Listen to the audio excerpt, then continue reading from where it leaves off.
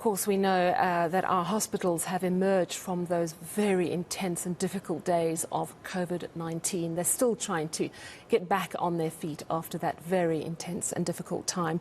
Now they're facing rolling blackouts thanks to Eskom's stage 6 load shedding. And for the Charlotte Maxeke Hospital here in Johannesburg, they of course have been battling since April last year when that fire gutted large parts of the hospital.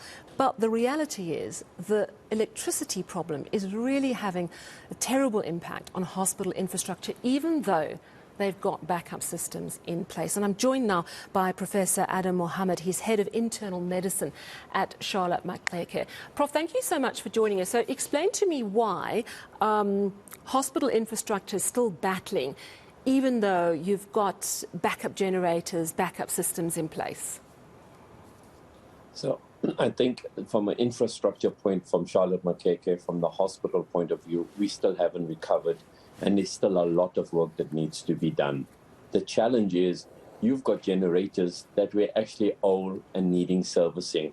And all the time when they switch off, switch on, switch off, switch on, you're actually having damage to the generators. And the maintenance and the service of these equipments have always been lagging, and you have challenges. In the last 72 hours, it took a longer than normal time for the generators to kick in. So there was a resus occurring in the casualty, in the dark with people's lights and torches on.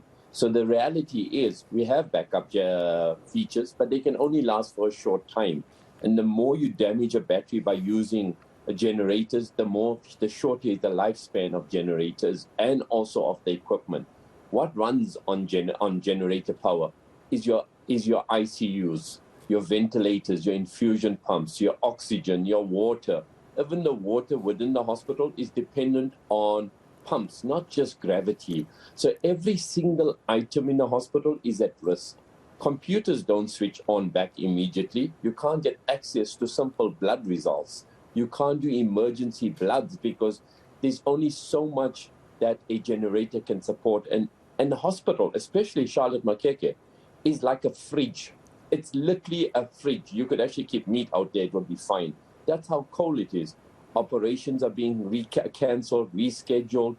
And I can assure you life is being difficult, not just for patients, healthcare workers and patients coming into the hospital. And I don't believe it's only Charlotte Maxeke. I think all hospitals are being affected by load shedding. CT scans, MRIs, electronic equipment, which takes us years to get. After so much bungling and corruption for us to get any equipment, is now being damaged by load shedding. And the cost is life, delaying in surgery, poor outcomes, cancellations. It's non-stop battering of healthcare workers and patients and society at large. From COVID bungling, from COVID corruption, to now not getting electricity and water.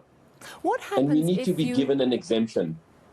Yeah, and this is not the first time I've heard this call, that hospitals need to be ring-fenced and excluded from load shedding. What happens if you are halfway through an operation or an MRI scan or something really critical, and the power goes out and the backup power takes even just a few seconds to kick in? I mean, have you had some near misses like that? I do think we've had near misses. And the problem is, the reality is we don't capture this data for near misses, or we are too caught into politics, so we don't want to say anything out there. And I'm willing to put my neck out there and say there have been near misses and there have been deaths related to power shortages, not just at my hospital, at many hospitals. And we need to all speak up and say, let's give an exemption to healthcare facilities and let's look how we can do things better. We don't have solar power. We're running off diesel. It's just not fair. It's insane. And, you know, we've seen lots of cries for help coming particularly from Gauteng hospitals. And I'm sure that you know about the I Am letter, which is in support of the whistleblower paediatrician from Rahima Musa Hospital, speaking out about the terrible conditions there. And the health professionals are coming together saying we need to be included in the decision-making of how these hospitals are run because they're being badly run. Has there been a proper response to that clarion call as yet? So we know, we know way better in the last 2 weeks than what we earn today. We're still under pressure and we're not getting the response we need from everyone. Professor, I have to ask you, Charlotte Maxeke has got its own challenges after the fire, and you and I have spoken before about how long things have taken, how theft has caused problems as well. Where are you at in terms of the functionality of Charlotte Maxeke? Has all the fire damage been repaired? If not, how much still has to be sorted out? I think about 20 to 30% of the work has been done regarding City of Johannesburg fire regulation rehabilitation. Regarding the actual fixing up of the extra section that was damaged by the fire, the answer is 0% except for propping. Regarding increasing our numbers so we can improve our service delivery, I think we've only around 60 to 70% and we can do more. The reality is parking is a shambles in that hospital. We are promised at the end of May we would get 300 more bays of more parking. It's actually chaos. We're having pressure from Metro Police who comes around now giving tickets because the guys are parking on the street.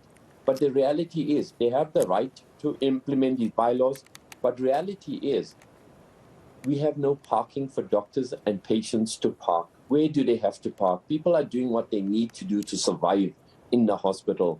And I think there was a lot of promise in February about the Department of Health and the intention was good. But I'm still not seeing the speed of work happening. And I'm going to reach out again to the president and every minister there. Let's make a ministry of caring and consideration for South Africa and let that person be in charge of caring and being inconsiderate of our patients in this country. We are failing and we need to do better. Thank you very much for your update, not only on Charlotte Maxeke Hospital, but also adding your voice to the many distressed voices that we are hearing coming out, particularly of Gauteng Health departments. That is Professor Adam Mohamed. He's head